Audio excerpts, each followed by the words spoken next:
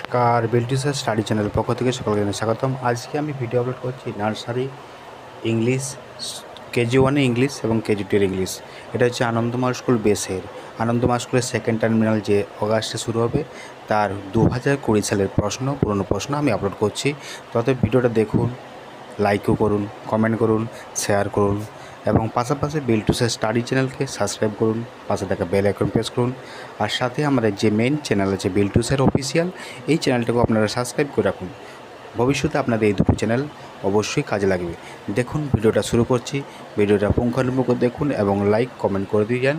আর কোন ক্লাসে দরকার হবে সেটাও আপনারা বলে যাবেন, আমরা অবশ্যই ভিডিও আপলোড করে দেবো।